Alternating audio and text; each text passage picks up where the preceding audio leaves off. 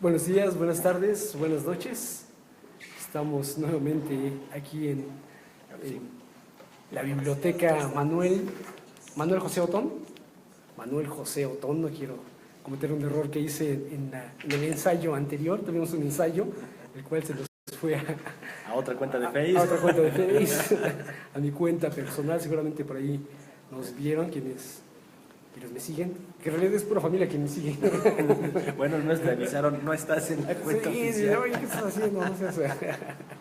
Bueno, el día de hoy estamos con dos grandes amigos, mi gran amigo y compañero de 100,000 batallas, Javier Guerra. Hola, Daniel, ¿qué tal? Muy buenas tardes, ya casi noches más bien, muy buenas noches a todos los que nos ven. Estamos aquí transmitiendo desde esta biblioteca que ha sido nuestro hogar de transmisión en algunas ocasiones, ya desde el año pasado, precisamente hace casi un año comenzamos a transmitir desde aquí. Agradecemos aquí a Jorge la hospitalidad, y a propósito, porque hoy celebramos, bueno, la charla de hoy es sobre el libro, entonces qué mejor lugar para poder estar y hablar de libros que dentro de un lugar donde se venera el libro, ¿verdad? Un recinto de libros. Y bueno, el encargado de este lugar, de este espacio que nos abrió las puertas y nos ha recibido las veces que venimos, es el gran Jorge Sojo.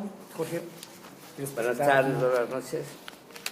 Aquí estoy para compartir un poco la experiencia vital del libro, ¿no? Pero en cuanto acá en nuestro moderador, nuestro conductor, nuestro maestro nos diga que entremos en acción, ¿o ya empiezo? No, no, estamos esperando a que se empiecen a conectar. Hay algunos conectados, sabemos que es parte de la producción quien está conectado.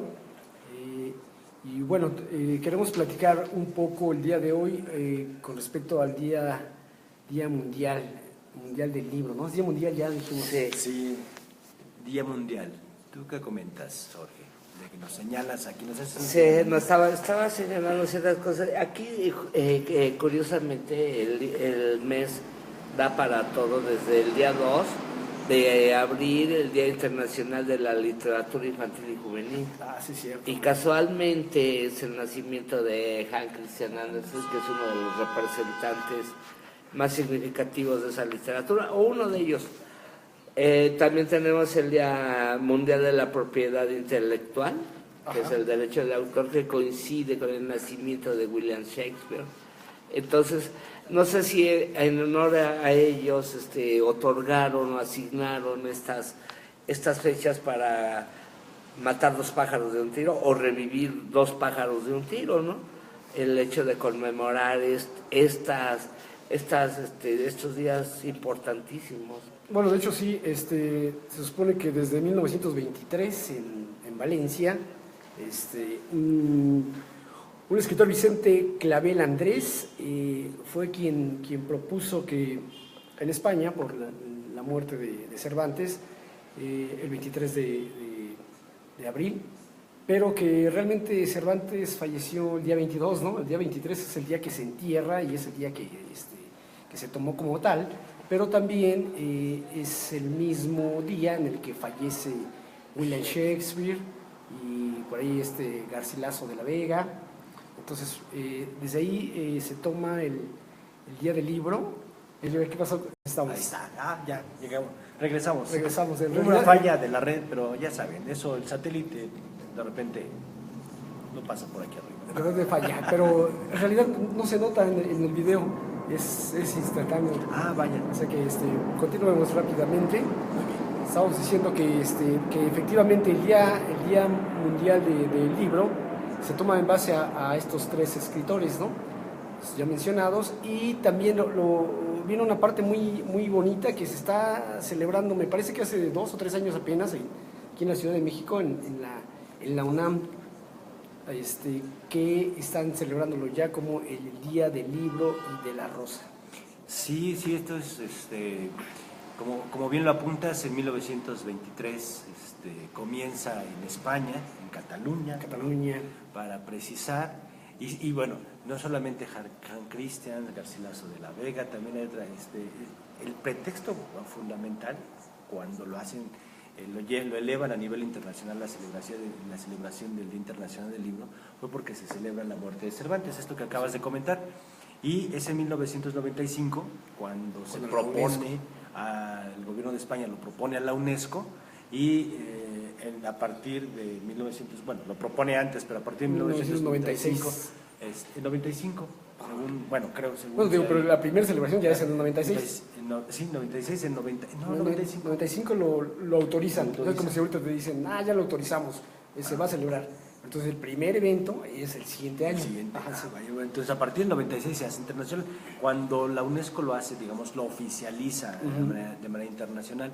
Y hace un momento en la transmisión que estábamos haciendo en otra de prueba comentábamos que es importante también recordar en este día, porque no solamente es el Día Internacional del Libro, sino también y de los derechos de autor. O del derecho de autor, ¿no? Que es y que también aquí revisando las efemérides también es de la propiedad intelectual, que va muy ligado en el mes, no precisamente el 23 también es de propiedad intelectual, pero el mes sí es importante señalar que, bueno, los derechos de autor están muy ligados a la propiedad intelectual, a la parte creativa del individuo, ¿no? La parte de creación no solamente de escribir, sino la propagación de las ideas.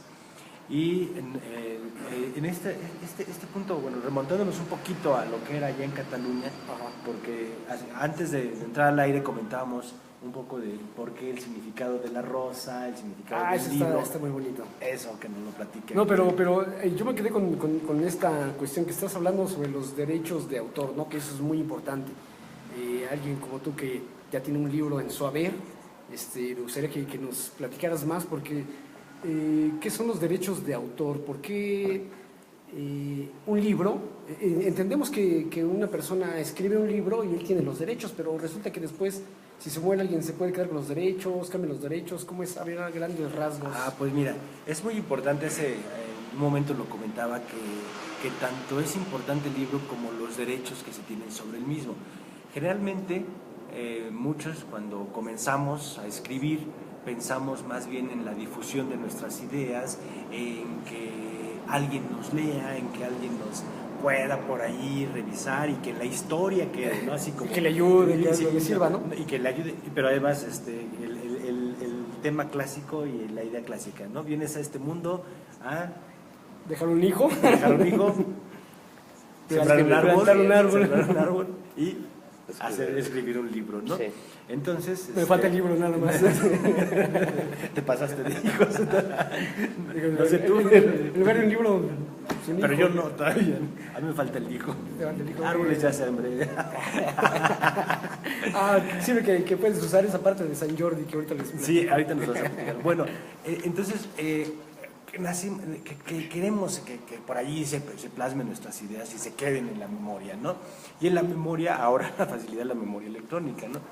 Pero es muy importante que cuando pasa el tiempo, como a muchos escritores les ha sucedido, cuando pasa el tiempo, sueltan sus obras, las dejan por ahí libres, y pasa el tiempo y algún escritor, algún director de cine en la actualidad, o simplemente se comienzan a hacer famosos porque alguien los empieza a leer. Y sucede que por ahí, no solo como la publicó de manera inicial en una editorial que casi era poco conocida, entonces cuando llega a ser famoso, o cuando su obra es tomada, retoman ideas de su obra para hacer otras obras, que esto es también muy importante, no solamente si te haces famoso, sino cuando tu idea o tu libro o tus argumentos pueden ser tomados para generar nuevas ideas. Eso también genera para ti la propiedad intelectual sobre la creación. Entonces, es muy importante. Pero, quiere decir que si tú escribes un libro, pero más adelante otra persona saca un provecho de ese libro. Sí, no solamente saca un provecho, yo les comentaba, un director de cine, un director de televisión, radio, prensa, lo que sea, retoma esas ideas y le hace una película, o lo hace famoso, o lo cita en algún lugar. De primera mano, el escritor se puede sentir, pues bueno, muy halagado, ¿no? Pero esto quiero decirles que genera recursos. Okay. O sea, genera derechos de autor y genera... Ahí es donde aplican los derechos de autor. Sí. Se deben de aplicar. Si yo hago una película en base a tu libro sin tu autorización... No, pues me debes una lana, me debiste haber comprado el argumento, ¿no? Pero además puede sentirse halagado el escritor porque lo toman en cuenta. Sí. Pero si no lo toman en cuenta, ahí viene el gran problema.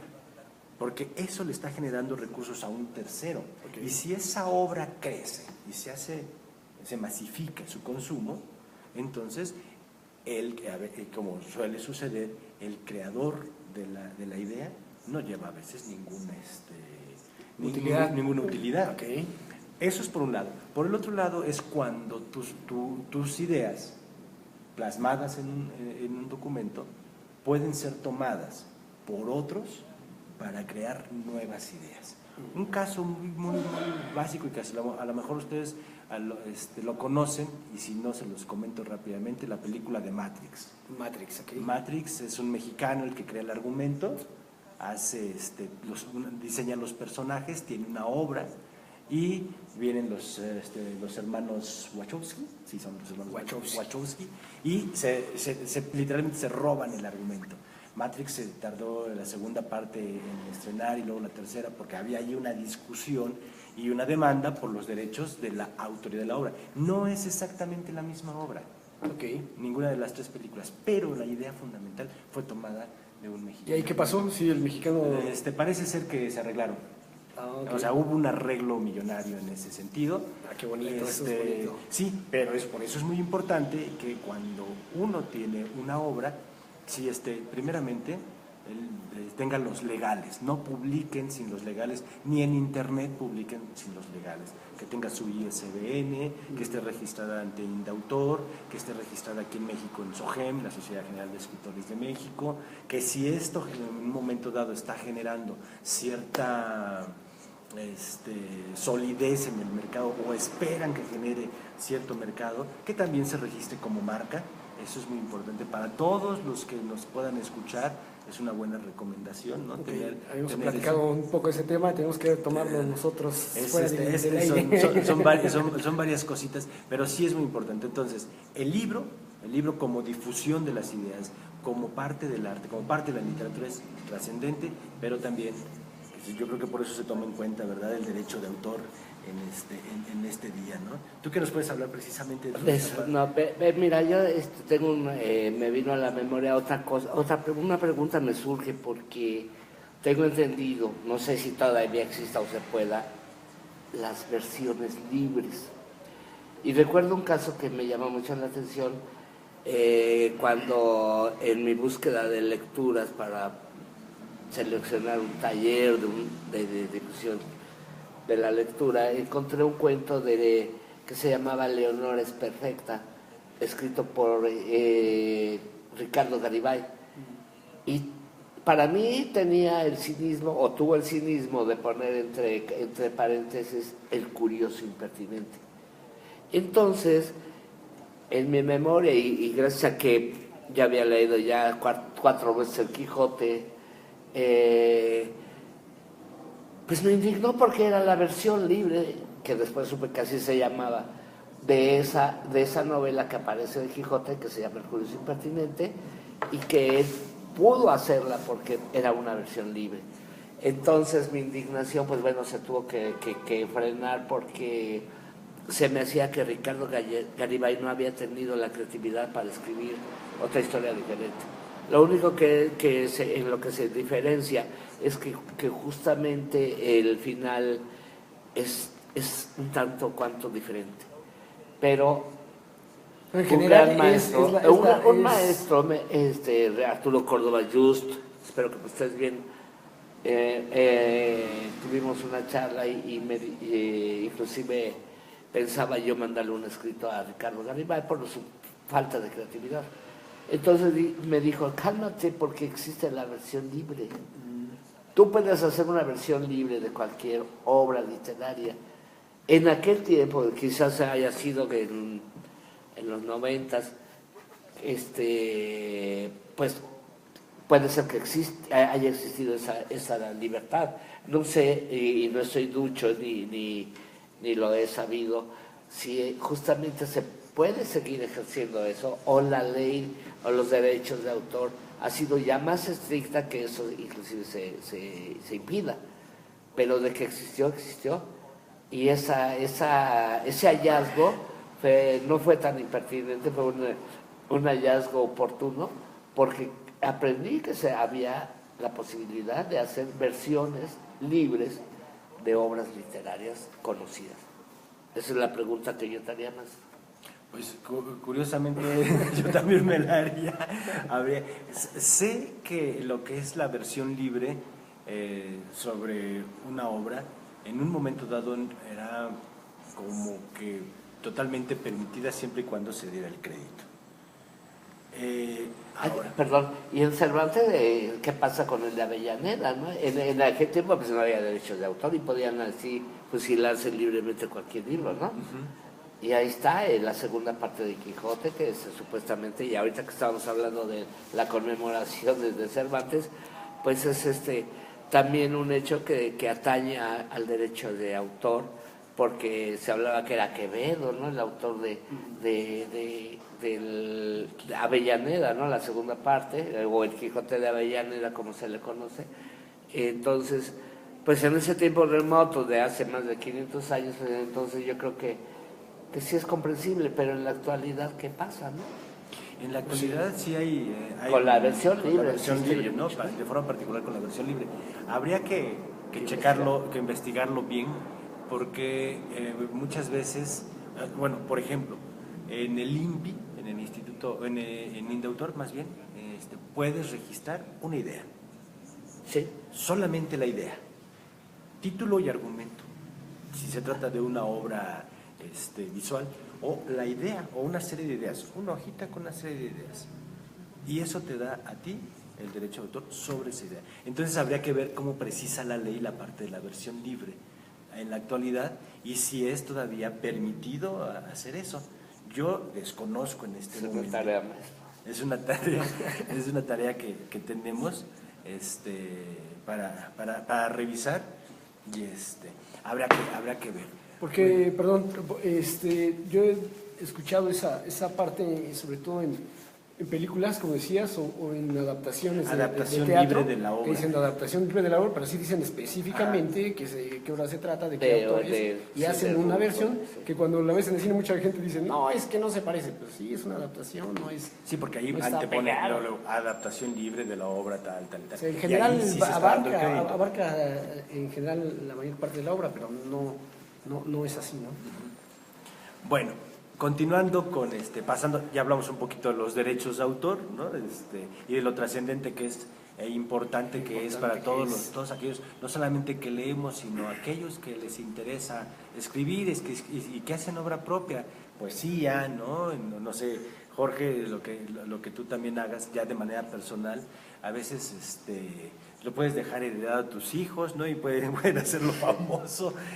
Pero si no, yo sí les recomendaría que se hiciera por ahí pues un registro de su obra, aunque sea en Indautor, que les cobran en México 200 pesitos, y queda registrada todo lo que tengan como obra suya, ¿no? Pero también sería importante que pasáramos al simbolismo de San John's, ¿no? San Jordi. A San Jordi, perdón. San Jordi, que bueno, esa es la segunda parte de la cual estamos celebrando el día del libro. Tengo que hacer el cambio de lentes porque si no, no leo. No puedo ver. Bueno, es que hay una versión muy, muy padre que nos habla de San Jorge. Le preguntaba aquí a una de nuestras productoras, lectoras adicta a las películas de Disney, que nos ayudara. ¿Qué película es la de el dragón y el caballero y el dragón? ¿Alguien sabe de eso? De una película de Disney. Sí. Yo sé que hay una película, pero bueno, resulta que San Jorge es por un lado hay una versión que nos dice que San Jorge era un soldado rumano, el cual vivía en la ciudad de Libia de Silca, donde había un dragón, y el dragón, para calmar al dragón se le ofrecía muy frecuentemente a una bella joven, la cual era elegida por medio de un sorteo, ¿no? Llegó el momento que le tocó nada más ni nada menos que a la hija del rey, ¿no? Le tocó ser la sorteada y tenía que pues, ir a que se la comiera el dragón, ¿no? Que la matara el dragón.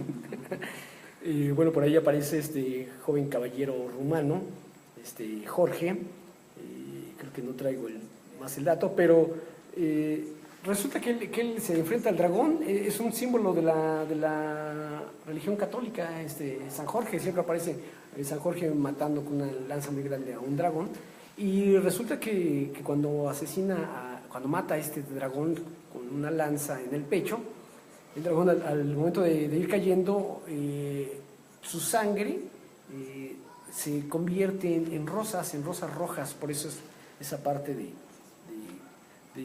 el Día de la Rosa, ya que, bueno, él es considerado el San Valentín para muchos lugares, o sea, el mismo símbolo que San Valentín para otros lugares. San Jordi es considerado como el santo patrono de la caballería en Inglaterra. Es incluso, me dicen que en Estados Unidos es patrón universal de los Boy Scouts, ¿no? Entonces, bueno, aquí la cuestión bonita, lo que hace bonito la historia del Día del Libro de la Rosa es que habíamos platicado hace un rato que tenemos poco tiempo de estar estar viendo que en la UNAM se celebra ya como tal el Día del Libro y de la Rosa. Entonces se dice que bueno, esa tradición que empezó en Cataluña, los hombres son quienes compran una rosa, una única rosa, una sola rosa, debe ser roja, y también va acompañada de una espiga de trigo, ¿no? Esto pues simboliza que la rosa única simboliza la exclusividad en el amor. O sea, es para quienes se van a casar y todo esto, o sea, hablan de un amor exclusivo, ¿no? La fidelidad, pues ya se espera que a uno solo, que se dé a uno solo. que sea él, ¿no? Entonces el hombre llega con la mujer y le regala la rosa, símbolo de que eres mi único gran amor, rojo porque es la pasión, y el trigo que nos dice que es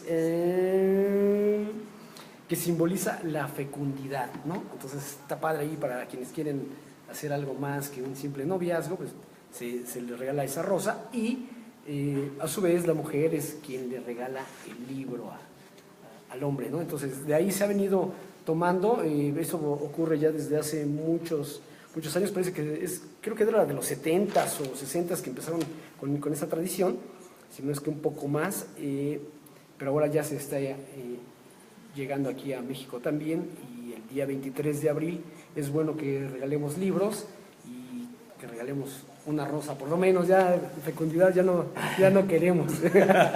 Algunos. O un colibrí. Un colibrí, a ver, cuéntanos por qué un colibrí. Pues recuerda el cuento de Oscar Wilde, ¿no? Que el colibrí que se sacrifica para darle una rosa al enamorado, al joven enamorado, en uno de sus cuentos. ¿Lo recuerdas? No, yo no. Honestamente yo entonces no. Está justamente, se me acaba de ir el título. Es una escena así dramática porque es la culminante, el hombre joven enamorado que sufre porque no tiene una rosa, y entonces el colibrí que se asoma por su ventana se ofrece en holocausto y se enfila hacia la espina para morir y convertirse en una rosa. Sí. El enamorado toma esa rosa, se la entrega a su amada, el símbolo del amor, y que había sufrido porque no había una rosa, y ella dice: a mí no me gustan las flores, sí, la ¿no? Así de... Entonces eso, no le da pues creo que... Y luego las mujeres se quejan de romanticismo, sí, ¿no? De dónde están los hombres pues, románticos, ¿no? Y todo. Y él está, es algo así la historia de esas lecturas, ¿no? Que de pronto vienen, y la rosa sí es un símbolo, ¿no? Ahí está el nombre de la rosa, que nunca supimos el verdadero nombre de la rosa, pero de Humberto Eco, pero El buen Adso, ¿no? Se queda con esa pregunta. la y cuestión, nunca supe sí, cuál era el nombre de la sí, rosa. del nombre de la rosa. Pero la cuestión, mira, antes de que, perdón, que si me van a dar la oportunidad de hablar del libro, ahorita estaba recordando, y ya que charla de libros, quisiera dar el título de Ricardo Garibay, se llama el libro El gobierno del cuerpo, y el cuento se llama Leonora es perfecta, y entre comillas dice el curioso impertinente. Para aquellos curiosos que quieran ser pertinentes y chequen si efectivamente, claro, y en el primer a la primera parte de Cervantes está la novela del curioso impertinente, que es totalmente diferente, pero el final, ¿no? Léanlo, eso es una recomendación de mi parte en cuanto a la lectura, porque creo que el motivo de mi presencia es otro, ¿verdad? No, adelante, Aquí, digo, siempre aquí, sí. son buenas las participaciones, opiniones y sobre todo las recomendaciones, ¿no? Porque lo que buscamos es que lean, ¿no? El Que príncipe, sigan leyendo. Todo es compartir El este príncipe gusto. feliz. Y bueno, realmente aquí es donde queríamos, lo íbamos a invitar, íbamos a hacer como en esas programas donde hay mucha producción y de repente aparece el invitado de honor y todo, pero Es de el momento, invitado de honor. invitado de honor. Permítame, déjame, antes de pasar al invitado de honor, Ok. contestar una pregunta a propósito del tema anterior Preguntas, que teníamos. saludos, Sí. no hemos hecho eso, a ver. Sí, Gaby Santa Cruz, Gaby Santa saludos, Cruz, saludos. Está recién operadita, un abrazo fuerte, Un abrazo. a nuestra amiga que siempre nos Gaby. ha apoyado desde allá de la Coordinación de Bellas Sabes que Artes. se te quiere. Y ahorita está pasando un poquito fuerte la vida, pero pues ya se va mejorando, Tuve una intervención un poquito fuerte, pero Gaby, estamos contigo. Gaby, este año Un saludo. sí nos vamos a hacer esa transmisión de la cantina donde quedamos. No puede, ahorita ni puede. No, Y por eso gracias por no eso puede. nada más puso sus ojitos porque no puede ni hablar por lo mismo. No puede hablar, que saben con señas. Sí, y No mira, son una opciones. pregunta de Carlos Antonio Ramírez, pasó, Carlos y a propósito de los derechos de autor, porque nos comenta que dice que él tiene una pregunta sobre si hace una letra de una canción basada en algún libro, pasa algo con los derechos de autor del libro, imagino. Mira, sí, yo te recomendaría, en eso la ley ya también especificó, si tú haces la mención que está basada en un libro, en este caso tú mencionas en el segundo comentario, por ejemplo, Batallas en el Desierto, El Maestro. Así como Café Tacuba que hizo Sí, eso, ¿no? por ejemplo. Todos saben que Café Tacuba hizo esa canción, pero una de las cosas que hizo Café Tacuba fue hacer ahí una mención específica en que estaba basado en la obra de Batallas en el De Desierto. José Emilio Pacheco. De José Sí, Emilio ahí Pacheco. sí aparece específicamente ahí. Ujú. Entonces, eso es muy importante. Eso es muy importante. Oscar Chávez ha hecho lo mismo. Oscar Chávez ha hecho, y en cantidad de cantautores han hecho versiones que podemos pasar a la versión libre, ¿no? Libre, A la pero versión- autorizada, ¿no? Pero autorizada el argumento inicial está en un libro y tú lo volviste canción, ¿no? Pero ahí, perdón, ahí, como lo que veníamos hace rato, ahí un acuerdo. los libros, los discos se venden por millones, ahí recibe una parte de José Emilio Pacheco. Aquí eso es lo que te iba a comentar, Carlos. Es muy importante porque sí tendrías que dirigirte en este caso a la Sociedad General de Escritores de México. Es todo un aparato que ya se encuentra establecido y preguntar si en este caso o si en el caso le tienes que pagar a la Asociación de Autores y Compositores, que es muy seguro que le tengas que pagar derechos a la asociación, para que a su vez pague a la SOGEM, que es la Sociedad General de Escritores de México, o que te dirijas a la Sociedad General de Escritores de México y que sepas si en este caso, si este autor está dentro de la asociación. Casi todos los autores pertenecen a la sociedad y en muchos de los casos tienes que pagarle a la sociedad y al autor. En algunos otros casos es directamente a la sociedad, en otros más el autor puede darte una carta donde te está cediendo los derechos de explotación para poder hacer de su obra y liberarte de cualquier situación que puedas tener demandas posteriores. Yo sí te recomiendo que lo hagas porque la ley en ese caso sí ha sido muy precisa y ha cambiado, sobre todo la llegada del internet con toda esta mega posibilidad de poner información en la red, ha traído también que las leyes en derechos de autor se modifiquen y se amplíen. Entonces, verifícalo, no sé de qué autor vayas a ser, pero si es uno de los famosos, ese segurito está en la Sociedad General de Escritores de México y tendrías que remitirte a ello. Si es un autor internacional, sí es pertinente que investigues por ejemplo, ¿quién está de moda ahorita en la literatura internacional? Haruki Murakami. Murakami. Si haces una obra en honor a... Seguramente Murakami no te va a venir a checar hasta acá, ni sus abogados van a llegar hasta México si no eres un autor reconocido. Con una canción que no va a circular mucho, pero si la metes a internet, la subes a un portal como YouTube y por allá se dan cuenta, a lo mejor lo que hace regularmente YouTube te quita porque tiene derechos de autor.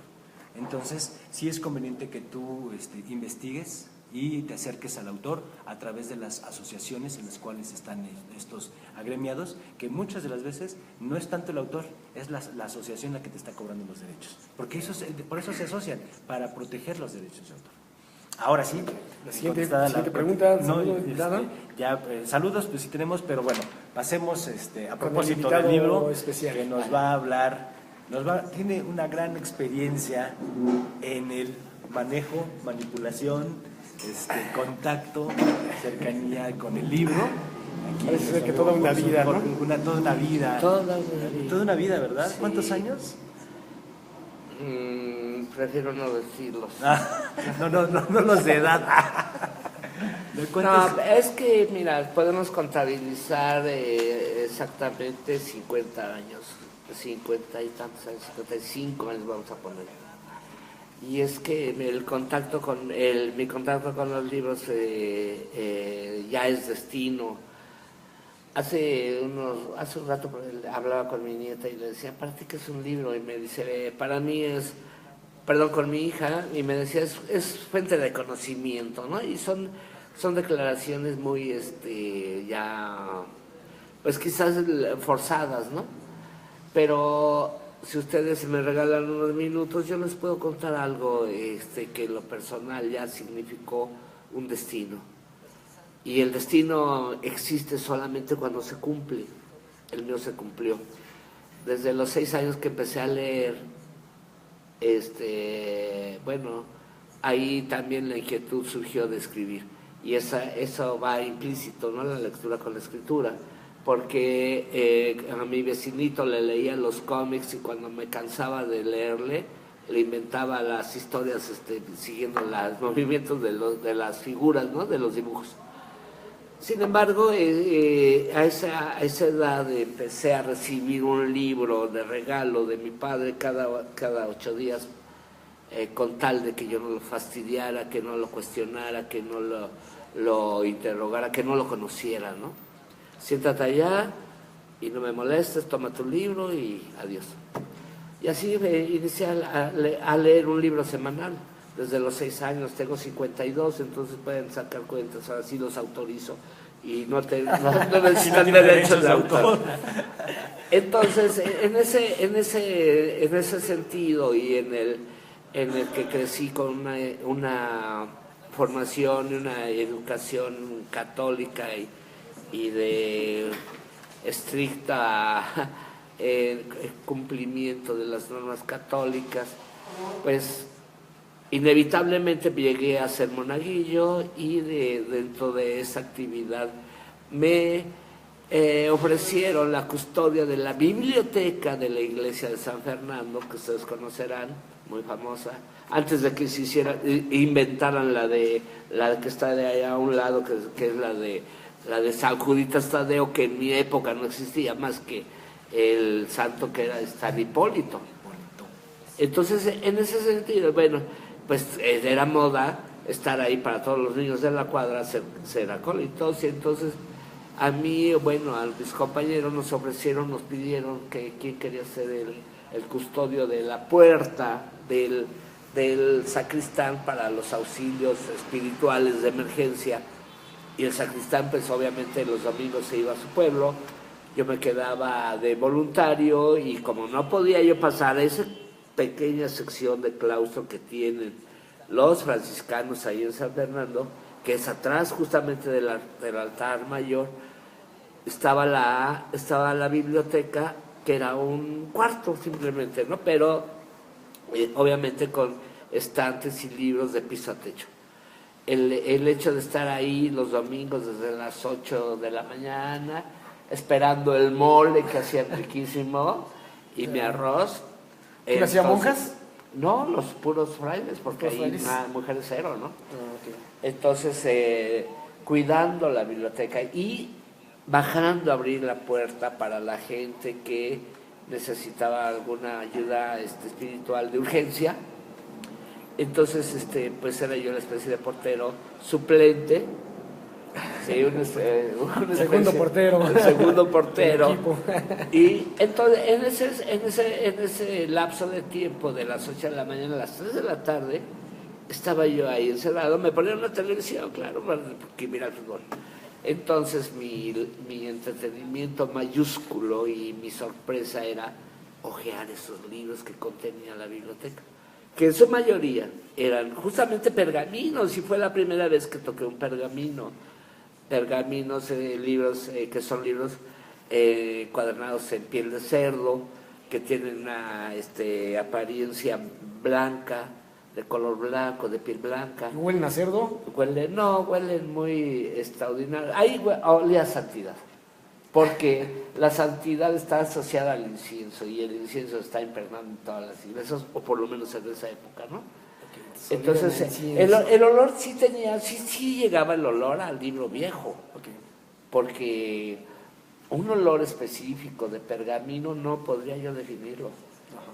Todos los libros viejos huelen a viejo. Los viejos olemos a viejo, ¿no? Sí, vamos oliendo a viejo. Sí, mi amigo Alejandro Aura olía a viejo. Olemos a pergamino. Sí, pero a pergamino no soy tan viejo como para haber conocido las momias. Pero les aseguro, y con todo respeto y cariño a Alejandro, cuando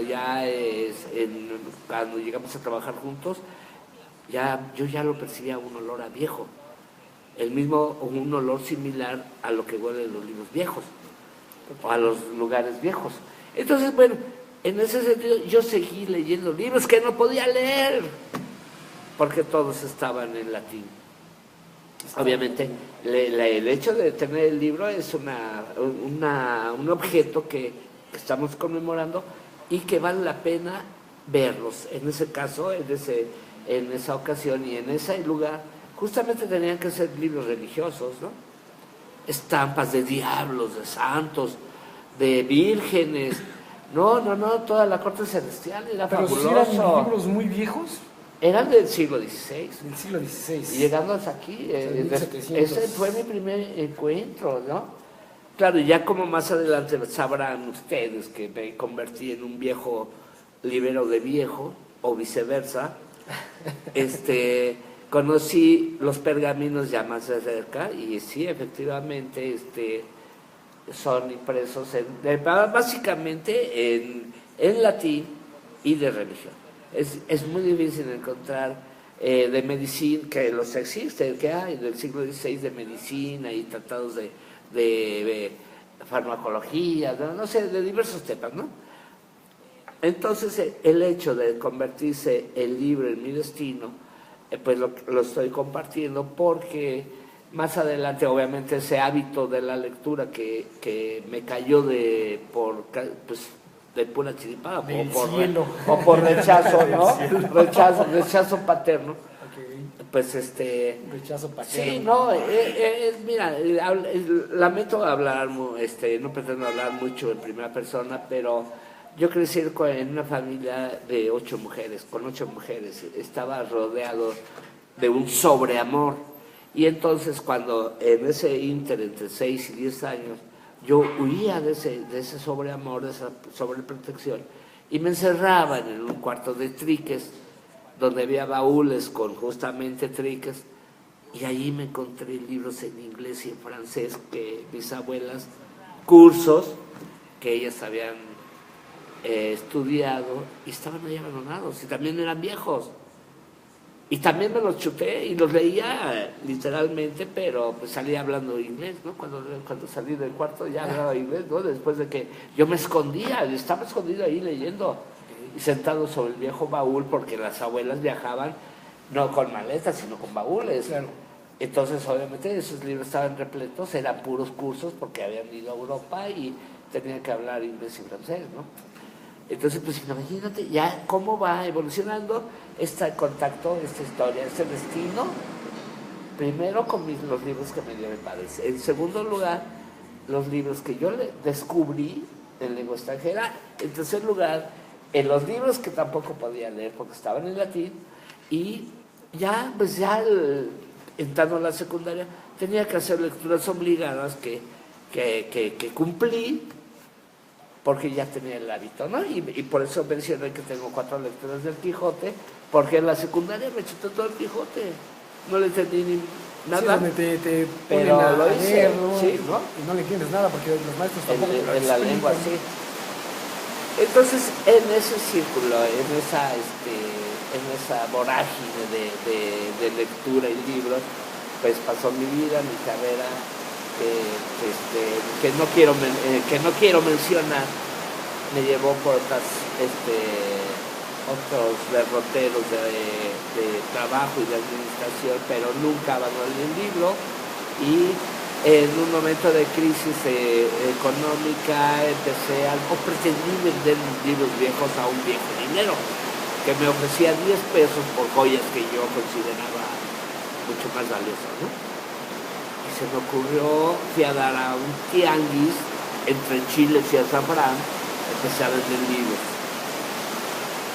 Y toda la gente asombrada, porque nadie se había atrevido a vender libros en tianguis, excepto en la época prehispánica de la conquista, cuando sí llegaban los libros españoles que se vendían en Toperloco, igual que lo hacía yo, lo hice yo posteriormente en mi suelo, ¿no? Así es el origen del tianguis de libros. Entonces, en ese sentido, empiezo a evolucionar, incursionar en la venta de libros. Sin quererlo también me vuelvo un librero de viejo o un viejo librero. Entonces, la gente desprendida de mi vecindad decía, oye, qué chistoso este hombre, ¿no? Está vendiendo libros en un tianguis, hay que regalarle, pobrecito, ha de estar muy jodido, ¿no? Y llegaban donaciones y llévate esto, llévate el otro, y bueno, pues les empecé a vender, que no sabían a cómo, además que de a 5 y de a 10 pesos, ¿no? Entonces, pues esa es mi contacto. Estuve ejerciendo mi carrera, que odio mencionar porque quemé mi título, y cambié de carrera. Y dije, bueno, si yo quiero escribir y si necesito tiempo, lo ideal sería una biblioteca. Acudí a la dirección de bibliotecas y me enrolé en esta nueva actividad, que sin haberla planeado, y les repito que es parte del destino cumplido, ¿no? Del destino que se va a cumplir, pero no te das cuenta hasta que ya estás embarcado totalmente. Entonces me vuelvo bibliotecario, estudio la carrera, me involucro en las actividades de fomento, que en mi momento era que las capacitaciones que duraba con la culta, y me sigo involucrando en los libros, y hasta la fecha sigo vendiendo libros. Me preguntaban hace rato quién era yo, qué me consideraba, y yo sentía que era más bien según mi estado de ánimo, ya más bien, ¿no? Porque si estoy expresando que soy un promotor de la lectura, lo haría con mucho gusto aquí dentro de la biblioteca, y lo hago por parte de mi trabajo. Pero si en el centro donde comercio los libros, si tengo que venderlos, pues sería comerciante, ¿no? Y si tengo unos pergaminos que vender, pues entonces soy anticuario. Sin embargo, el libro, y ya para retirar y concluir, puedo decirles que el libro ha sido para mí mi vida, y ha sido justamente un destino. Y ese destino significa que el libro ha sido y es no solamente un objeto que puede ser decorativo, que puede ser un arma blanca, que puede ser inclusive una entidad odiada y repudiada por expresidentes que tampoco quiero mencionar, o por nazis, ¿no? Nazis. Entonces, ha sido odiado, el libro ha sido odiado y golpeado, pero no se va, y golpeado por este medio justamente. Este es el que nos pega más duro. Sin embargo, el libro que persiste y que persistirá y que está aquí en las bibliotecas públicas es el que nos hace viajar, el que nos hace soñar, el que se vuelve inclusive nuestro médico de cabecera. En noches de insomnio, pues recétate un librito y vas a ver que la pasas chido, se te olvida la enfermedad y el insomnio. El libro te ayuda a eso, ¿no? Y se puede convertir en lo que tú quieras. Y siempre que lo tomes, vas a encontrar algo allá adentro, que es un acompañante indispensable y que vas a encontrar en uno tras otro. Esa es la imaginación. Y esa imaginación que te despierte, y esa nostalgia, porque también te sirve para chillar o para ser feliz y para entristecerte. Ese objeto maravilloso y mágico es el libro. Es el libro que pueden ustedes consultar gratis y físicamente, y sí olerlo, pero no tan viejo, porque no tenemos pergaminos, pero se pueden venir a oler a polvo. No hay. Entonces sí, la historia del libro es muy interesante, ¿no? En sí misma, desde la invención de la escritura y los pergaminos, los egipcios que empiezan a machacar el papiro y hacen sus hojitas, y de pronto se inventa la escritura y empiezan a pintar monitos, y entonces, bueno, luego siguen ya la evolución de la imprenta, y ¡zas!, nos cae la religión y pues nos avientan la Biblia, y pues bueno, tenemos que considerarlo como el primer libro impreso, y pues Gutenberg pues ahí, pues no sé si tenía derechos de autor o no, pero desde ahí debieron de haber ahí fue la elección, ¿no? Pero en realidad ese objeto querido que en algunas ocasiones es pues mal utilizado como soporte del sillón o como arma arrojadiza, ¿no? Llegas de la parranda, ¿no? Y te toca una mujer agresiva o hombre agresivo, también es un librazo, ¿no? Pero en realidad lo que sí es fabuloso es que las diferentes especies y las diferentes actitudes que existen en torno al libro, pues se manifiesten, porque es innegable que el libro pirata está también golpeando a los que somos otro tipo de libreros, ¿no? Otro tipo de promotores. El libro pirata, y hablando de los derechos de autor, es buscado por la economía, y la gente se arriesga a encontrar páginas en blanco y lo que sea, pero ya tiene el libro de moda y de actualidad. Ese es el otro enemigo de la literatura, o del libro viejo inclusive, ¿no? Que es lo que realmente necesitamos, acercarnos al libro viejo o nuevo, y hasta pirata. El chiste es venerar ese objeto que es digno de recordatorio, como lo estamos haciendo nosotros, y de admiración, cariño, amor, y pues creo que también de destino y de vida. Lean, tomen un libro, y aunque no lo lean, abracen. Celebren. Oye, yo tengo una pregunta a propósito de esta plática tan padre, tan bastante descriptiva de tu cercanía desde niño con el libro. Antes de salir al aire estábamos platicando de qué tal contacto con libros antiguos habías tenido, ¿no? No sé qué tanto nos lo puedas platicar como comerciante o como librero de viejo, y qué tanto si hay un mercado especial para esos libros, al menos en el DF y en el sector en el que tú estás. Bueno, mira, yo te voy a hacer, pues franco, ¿no? Parte de la amistad que tuve con Carlos Monsiváis, digo parte porque lo conocí de otras circunstancias, era porque yo le vendía libros viejos, antiguos, y él era uno de los coleccionistas que con dinero buscan el libro raro, el libro antiguo.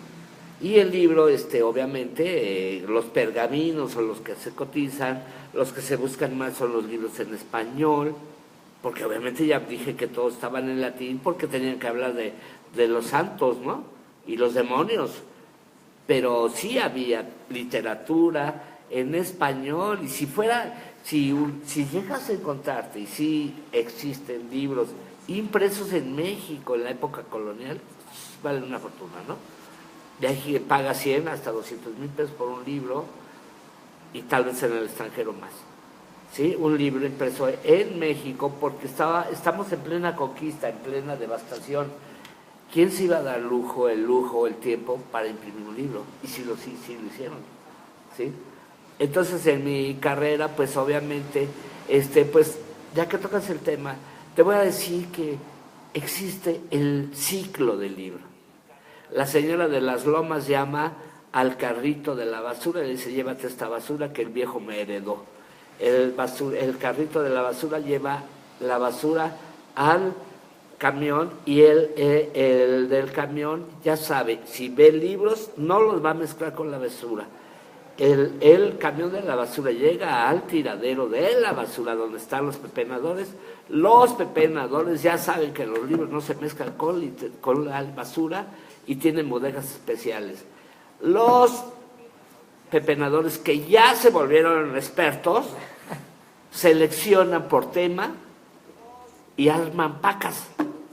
A las 3, 4 de la mañana llega el librero, como aquellos fifís que les llamaban, con su lamparita, no a buscar lugares ni nada, y ven en la paca, seleccionan, ven uno solo que sea un pergamino, tenga las características del pergamino, la piel de cerdo, el color blanco, todos son color blanco o amarillo. Entonces seleccionan la paca: ¿cuánto quieres por esta? Dame 1,000, 2,000. Compran la paca, salen del tiradero, tiran todo lo demás allá mismo, vuelven los pepenadores, la agarran y la vuelven a meter, y se repite. Entonces el librero se va con una pieza. Vienen las series internacionales del libro, alternativas obviamente del libro antiguo. No estoy hablando de Palacio de Minería ni la babosada que hacen en el Auditorio Nacional, que remate del libro, es pura basura, ¿no? Sí, de esa basura que las editoriales ahí debieron haber tirado por kilo. Entonces el ciclo ahí se repite, ¿no? Llega el coleccionista Carlos Monsiváis, dice: vamos a hablar de él.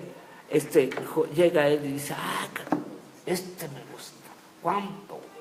De ahí le cargas la mano y ya se va él contento, y le vendes un libro, una antigüedad, y es una forma de conseguir. Entonces hay otros libreros que ya van a otros tipos de tianguis, donde también los basureros y pepenadores les venden los libros a ellos, a esos libreros que tienen ahí, y que ya tienen montones, que tienen de a 5 y de a 10, y que el librero de los que yo conozco que se mueven, compren ahí de a 5 a 10 y los revenden en el centro, y eso es todo un ciclo. El ciclo es muy interesante, porque y en lo personal me han ofrecido bibliotecas, y bibliotecas que son mágicas. Conocí la biblioteca del ingeniero Brito, que paz descanse, era un ingeniero que había hecho toda la obra del Hotel María Isabel Sheraton. Y era un hombre que las fotografías que yo alcancé a ver destilaba paz, armonía, buena vida.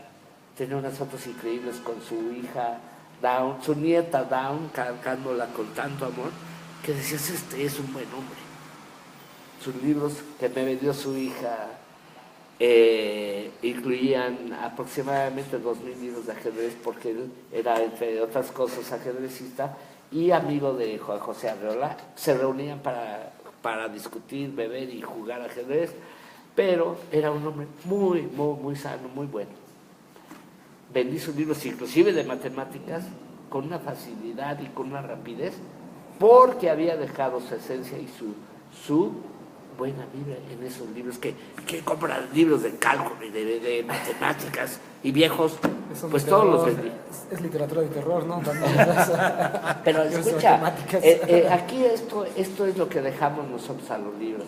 Los libros nos dan el conocimiento, la diversión, el entretenimiento y la lágrima, pero nosotros dejamos la esencia en el libro.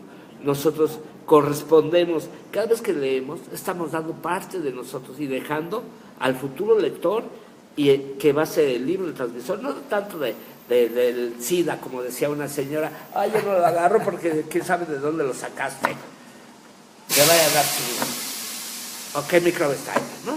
Eso no es cierto, el libro, uno se vuelve inmune a los piojos que tienen los libros, ¿no? Porque sí tienen algunos insectos, ¿no?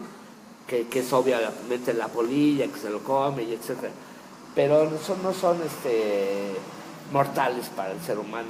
Y entonces, esa experiencia que tuve con ese señor al que le compré su biblioteca, más bien a su hija, me dio a entender que nosotros correspondemos en la misma medida en que tratamos al libro, dejando esa accesibilidad. ¿Saben qué hizo este hombre?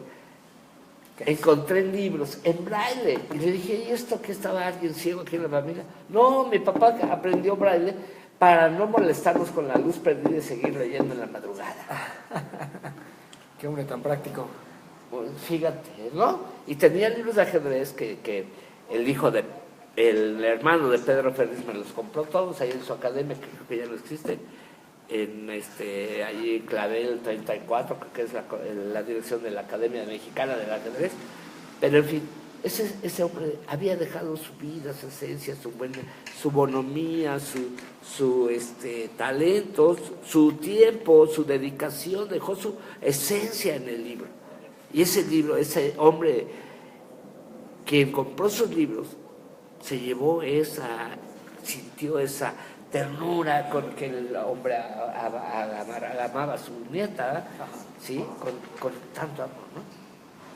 Entonces, ¿qué significa eso, no? Si vamos a agarrar un libro y lo leemos por imposición y que tenemos que leer el Quijote por imposición, pues lo vamos a dejar. Es que lo disfrutas ahí, ¿no?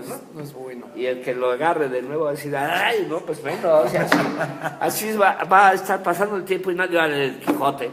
Aunque dicen que ya en España ya nadie lee los libros clásicos del siglo de oro de la letra española, ¿eh? Y lo sé por una maestra que vino de allá a una presentación de Guillermo Samperio y se admiraba de que en México leyéramos el siglo de oro. Allá ya no. Y allá el ídolo era Guillermo Samperio, y que aquí no se lee. Bueno, compañeros, camaradas, yo siempre digo... Tengo una pregunta más. Sí, sí. Digo breve, porque esta plática la Sí, tenemos que hacer una no, segunda que sesión, continuar, con ¿no? otras Sí, preguntas. sí. Pero brevemente, a propósito del libro, el medio electrónico, el soporte electrónico, en PDF, en cualquier medio que se pueda, ¿sí ha limitado, ha reducido el comercio? O podríamos decir, como Benito Taibo decía, el mercado de libros no ha cambiado en México. Los lectores, sigue habiendo la misma cantidad de lectores que siguen leyendo de todas las maneras y los libros se siguen vendiendo.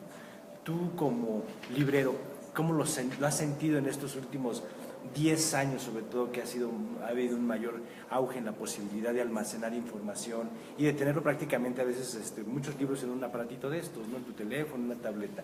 ¿Tú cómo lo ves? ¿Sí ha bajado y se ha recluido solamente a personas románticas que buscan ahí nada más la lectura y el sabor y el gusto, así como nos lo dice Pilar Becerra desde Tijuana, ¿no? Que le encanta hojear las páginas, ¿no? Esta parte romántica, estar ahí con tu café, tu cigarro, lo que sea, en la lectura, en X lugar?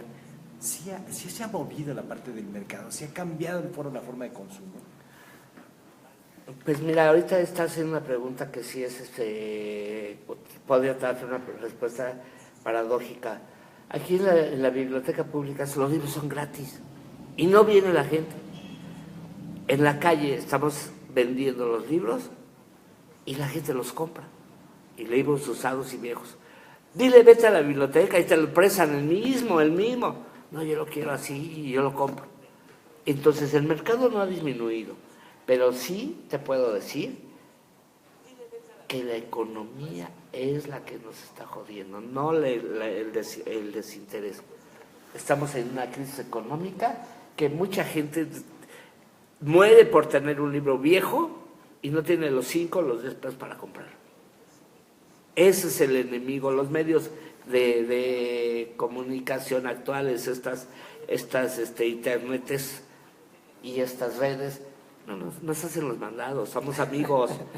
La tecnología no puede estar peleada con la lectura. Eso, hay un programa que se llama Digitale, que ya vamos a implementar aquí mismo, nosotros aquí en una biblioteca. Digitale, y es parte de las propuestas del gobierno federal, ¿sí? Y que tenemos que implementarlas, y con gusto lo hacemos.